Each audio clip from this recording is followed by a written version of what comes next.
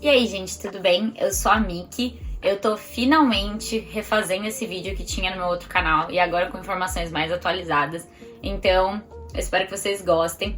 Se você leu o título desse vídeo, imagino que você não é descendente de japonês e quer morar no Japão com um visto de trabalho. Então, nesse vídeo eu vou falar um pouco sobre mim, para vocês entenderem como é uma pessoa que consegue um visto de trabalho aqui no Japão. Explicar os requisitos do visto e também explicar mais ou menos como você consegue achar um trabalho aqui sem estar aqui, né? Procurando pela internet em sites de vaga. Nesse vídeo, eu vou falar da minha experiência conseguindo visto de Engineer Technical Specialty e por aí vai, que é o visto de High Skilled Worker. Tudo isso é em inglês, porque o nome é em inglês ou em japonês, e em japonês é impronunciável, então eu vou deixar escrito aqui no vídeo, vocês devem estar vendo. O nome eu também vou deixar na descrição várias informações para vocês entenderem o nome desse visto e eu não precisar falar ele inteiro, porque ele é bem comprido. Muitas dessas coisas que eu tô falando sobre esse visto, eu acho que elas também se aplicam a outros países. Eu não vou te dar certeza, porque a minha experiência é aqui no Japão, especificamente em Tóquio. Mas eu acho muito mesmo que elas se aplicam um pouco a outros vistos para outros países, outros vistos de trabalho para outros países. Então eu vou falar um pouquinho sobre mim. Eu sou a Miki, como eu falei no começo. Eu tenho 25 anos agora, mas quando eu consegui esse visto eu tinha 23. Pontos importantes para vocês saberem sobre mim que envolvem ter o visto. Eu tenho a graduação em Publicidade e Propaganda, então foi uma graduação, um bacharelado de 4 anos. Eu sou fluente em inglês, eu fiz acho que 10 anos de estudo de inglês. Quando eu cheguei aqui, o meu japonês ele era um nível do JLPT, né, que é o Nihongo no Rokushiken, um N4.5, pode-se dizer assim, tipo um N4,5, mas hoje em dia eu sou um sólido N3, que eu tirei o N3 recentemente.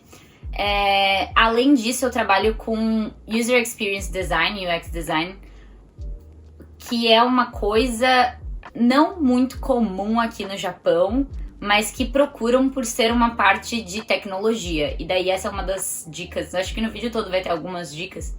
Essa é uma das dicas bem interessantes sobre trabalhar aqui no Japão. É muito comum você ver estrangeiros trabalhando em tecnologia. Se tem um tipo de trabalho que você vai ver muitos estrangeiros não descendentes e de high skill, né? Então, que você teve que fazer algum tipo de estudo específico para aquela profissão, em tecnologia majoritariamente. Todas as pessoas com quem eu converso, quando eu vou falando, você trabalha aqui, quando você vê, trabalha em tecnologia. Ou é programador, ou é designer como eu, e por aí vai. E acho que só uma curiosidade, eu sempre quis morar aqui no Japão, desde os 4 anos de idade eu falo que eu queria morar no Japão, então meu foco sempre foi o Japão, mas eu quero falar essa informação porque eu quero agregar ela na próxima parte, que são os requisitos do visto. Então, falando sobre os requisitos do visto, uma das coisas que não é exatamente um requisito do visto, mas ele é um requisito muito importante para 99% das empresas. Então você pode até, talvez, muito raramente encontrar uma empresa que não peça isso, mas eu nunca vi, eu realmente nunca ouvi falar, que são 16 anos de estudo completo. Normalmente, o que são esses 16 anos de estudo completo? Eles são 12 do ensino básico e 4 do ensino superior. Como normalmente o formato que é mais visto, que é o meu formato. Então você fez a escola, do fundamental até o final do ensino médio, são 12 anos. E um bacharelado de 4 anos. Eu entendo que por serem 16 anos, não necessariamente precisa ser um bacharelado. Muitas pessoas me perguntaram sobre tecnólogo já. E eu entendo que, como aqui tem Semongako, que é como se fosse um tecnólogo no Brasil, que é uma escola especializada, é uma escola de treinamento para trabalhar, que ela é um pouco diferente de uma faculdade, um bacharelado, que dura 2 anos também, você até conseguiria essa comprovação com esses 2 anos de tecnólogo, mas você vai precisar de mais 2 anos de alguma outra coisa para complementar esses 16 anos, seja uma especialização ou alguma coisa desse gênero, porque não tem como você ter menos de 16 anos de estudo formal para pedir esse visto. Beleza. faculdade, tecnólogo, etc. Mas e se você não fez nada disso, você não quer, você já trabalha na sua área? Existe também a opção de você ter 10 anos de experiência comprovado. Esse não foi o meu caso, eu consegui porque eu tinha 16 anos completos de estudo. Mas se você conseguir comprovar, e comprovar quer dizer você conseguir um documento sério de cada pessoa que te empregou na área que você quer trabalhar. Então a sua experiência comprovada de 10 anos tem que ser na coisa que você está procurando emprego, na especialização que você quer. Então, por exemplo, programação, você tem que mostrar que você trabalhou 10 anos com programação. Não adianta ter trabalhado 10 anos e 5 desses anos foi em qualquer outra coisa.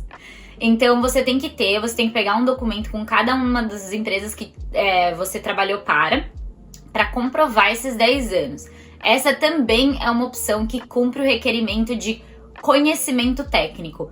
Porque a empresa e o governo, eles têm que entender se você tem um conhecimento técnico, de verdade, a base, o fundamento. Então, ou você tem esse conhecimento estudando numa faculdade, aprendendo em algum lugar, ou você tem esse conhecimento porque você faz essa coisa há muito, muito tempo, que são 10 anos. Então, se você tem um desses dois, dá pra pegar esse visto. Então, se você tem um desses dois, dá pra tentar. Uma coisa muito importante pra você ter em mente o tempo todo quando você tá ouvindo esses requerimentos é que você tem que convencer a imigração do porquê que eles têm que tirar uma pessoa do país dela pra trabalhar aqui, que a empresa vai ter que gastar dinheiro, vai ter que se colocar como sponsor, né? Como a pessoa que garante que você vai ser uma pessoa decente aqui no país. Se você é igual a qualquer outra pessoa daqui, sabe? Então, eu vou entrar num outro requisito, que é falar inglês. Falar inglês não é exatamente um requisito, de novo. A 99,9% das vagas vão te pedir para falar inglês, porque é muito comum aqui no Japão as pessoas associarem estrangeiro igual falar inglês. Até os estrangeiros que não são de língua nativa, como eu, por exemplo, que minha língua nativa é português, e eu conheço outras pessoas, por exemplo, eu tenho um colega francês, que a língua nativa dele é francês, mas ele fala inglês também, eu também falo inglês, nenhum de nós dois fala japonês fluente. Conheço outras pessoas da Itália, da Índia, etc., que falam sua língua nativa e elas falam inglês também, porque muitas vezes quando as empresas estão procurando um estrangeiro, elas estão procurando uma pessoa que fala inglês também, além do japonês, que eu vou entrar em detalhes já já, mas por agora é o inglês. Muita gente veio me perguntar, mas eu não sei nem inglês nem japonês, será que eu estudo o quê? Eu estudo japonês porque o meu sonho é morar no Japão. Eu sei muito bem como é o seu sonho ser morar no Japão. Eu sou assim, eu fui assim, não sei se posso falar no passado, no presente, porque eu já consegui estar aqui, mas o que importa é, com o inglês você tem muito mais oportunidades, até aqui no Japão. Mesmo que você fale japonês fluente, há preferência por uma pessoa que fale inglês também. Ou até, dependendo da sua língua materna, é uma coisa boa. Se a empresa tiver negócios com países, tipo, se for uma empresa que tiver negócios com o Brasil, é bom que eu fale português. Ou, por exemplo, esse colega francês trabalhava numa empresa que era ligada com a França, então é por isso que era bom ele falar francês. Mas ele também falava inglês, e essas pessoas da empresa dele falavam japonês, além de francês, e por aí vai.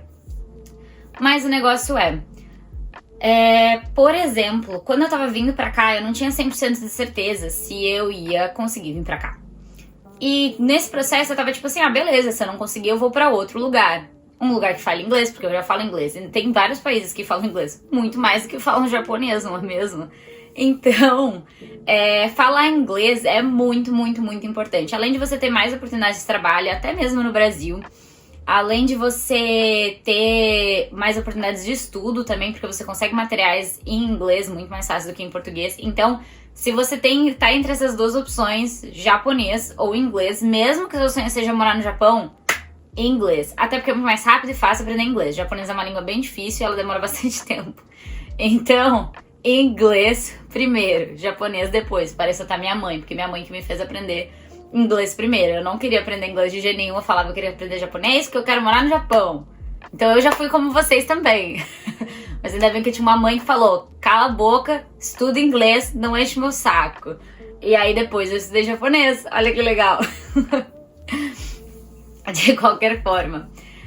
Então inglês é sim um requerimento, vamos dizer que não seja um requerimento do governo, mas é um requerimento de todas as empresas que eu já vi. Até mesmo quando você precisa falar japonês no seu trabalho. E daí eu vou no próximo requerimento, falar japonês. Eu não consigo deixar mais claro o quanto falar japonês é importante. Eu entendo que em Tóquio você consegue se virar em inglês. Você não consegue viver em inglês. Existe uma diferença muito grande entre viver e sobreviver. Você consegue dar um jeito e se ferrar muito ao mesmo tempo. Você consegue com inglês, mas japonês é o que vai te permitir de fato viver aqui no Japão. De fato ter boas experiências, fazer tudo, não precisar ficar pagando tradução pra tudo, conseguir fazer um contrato, conseguir negociar coisas, conseguir ser um adulto funcional. É com japonês fluente. Japonês é uma língua que demora pra você ter fluência. Então eu sei que o JLPT ele tem do nível 5 ao 1, mas você só começa a ser uma pessoa funcional do 3,5 pra cima. Antes disso é bem básico. Então também tenham bastante disso em mente. Muitas empresas, mesmo quando a vaga em si está em inglês, a pessoa vem te oferecer uma oportunidade em inglês, dependendo do trabalho, principalmente se for um trabalho mais criativo ou de vendas, você vai precisar falar japonês fluente. Fluente a gente tá falando de um N2 pra cima, e se você tiver uma boa conversação. Se você não tiver uma boa conversação, a gente tá falando de um N1. Mas isso é uma questão que vale outro vídeo de empresas tendo problemas com pessoas que mesmo tendo a comprovação do JLPT, porque elas sabem ler kanji, por exemplo, elas não conseguem se comunicar no trabalho.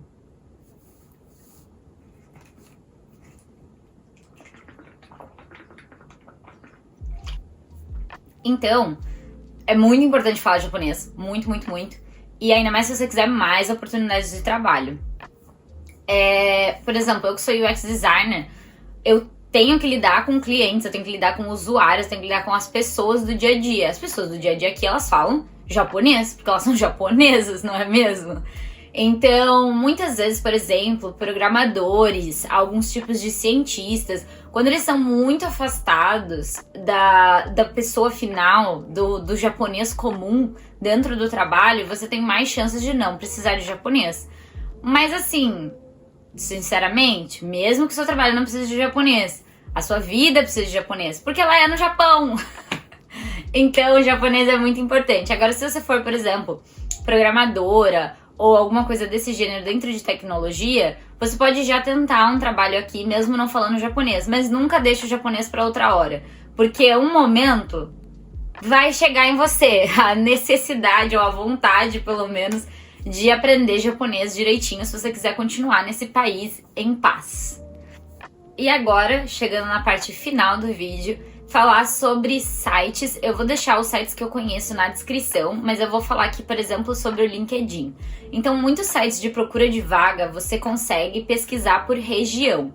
No LinkedIn, quando você procura vaga, além de você colocar, tipo, qual é a vaga, sei lá, UX Designer Senior, por exemplo, você pode colocar região. Se você só falar inglês, você for de tecnologia, você coloca Tóquio, porque qualquer outro lugar não vai funcionar. Porque qualquer outro lugar você vai depender de japonês, as pessoas não vão falar inglês. Agora, já Tóquio, as pessoas já não falam tanto inglês assim, mas tudo bem.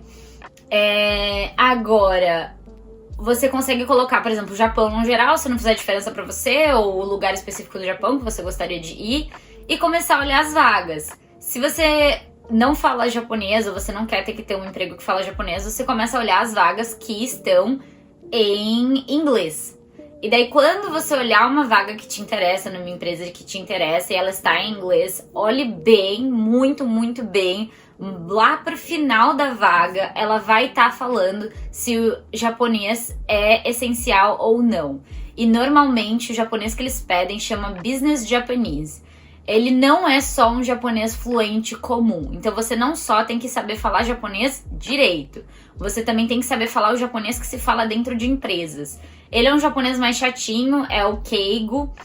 E não só Keigo, assim, tem algumas especificidades de trabalhar em empresa, mas se você já fala em japonês fluente, você consegue aprender de boa essas necessidades aí.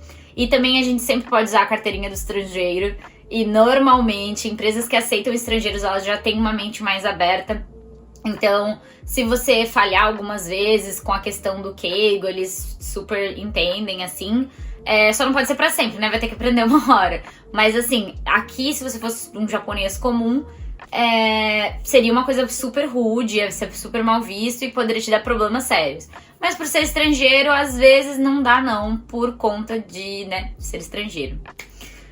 Tem algumas outras coisas também que muitas pessoas me perguntam, tipo, mas e tatuagem? Eu tenho piercing e tatuagem, piercing tipo, no meio da cara, né? Então, essas coisas às vezes são problema. Mas empresas que aceitam estrangeiros é muito difícil elas ligarem pra isso. A menos que você esteja fazendo um trabalho de vendas, por exemplo, num banco, por exemplo. Num banco eu imagino que eles nem contratem, pra ser sincera, mas eu não conheço, então não posso falar com toda certeza. Trabalhar, por exemplo, aqui, quando você faz arubaito, né, trabalha em restaurante, etc., você tem que cobrir a tatuagem, mas eles não deixam de te contratar por causa da tatuagem. Como a maioria dos estrangeiros aqui, eles são contratados nesse High Skilled Visa, eles são contratados por empresas que elas estão procurando estrangeiros, é muito difícil eles deixarem de te contratar por causa da tatuagem. No máximo, eles podem pedir para você esconder ela em alguns momentos específicos. Na empresa que eu entrei aqui, não tinha problema nenhum, tinha gente tatuada até no pescoço, assim, até na cara, não fazia diferença, mas todas essas pessoas eram de tecnologia. A maioria, gigantesca maioria dos estrangeiros, especialmente estrangeiros de fora da Ásia Leste, eram todos de tecnologia. Eu posso chutar assim, uns bons 90%. Então, ninguém ligava pro jeito que você se vestia, pro piercing que você tinha, pra cor do seu cabelo, pra nada. Então, eu não acho que isso seja um problema, mas vai da experiência de cada um. Se você teve uma experiência parecida ou diferente, me conta nos comentários. Gente, aqui eu tô mostrando pra vocês exatamente como se pesquisa uma vaga no LinkedIn. Você começa colocando a sua profissão, a vaga que você está procurando. Depois você vai colocar a localização, como eu expliquei antes. Aqui eu tô colocando Tóquio, Japão, é claro. E aí você vai decidir que tipo de vaga que você está procurando, né? Onde exatamente, se você vai querer uma coisa full time, um contrato ou temporário, qual o seu nível de experiência. E depois que você coloca todas essas opções, você começa a dar uma olhada nas vagas. Como eu falei anteriormente, essa vaga não tinha nada, foi muito esquisito. Deve ter sido um bug no LinkedIn.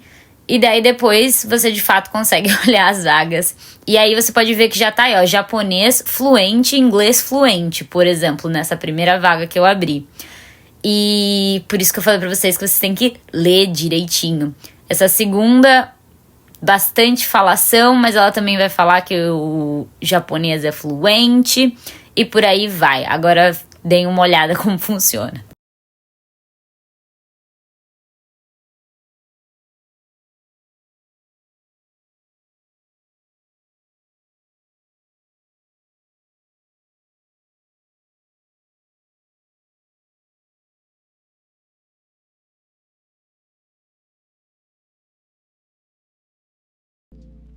Eu tenho mais um exemplo dessa questão de você precisar saber japonês alguma hora, mesmo que a vaga em si não peça japonês.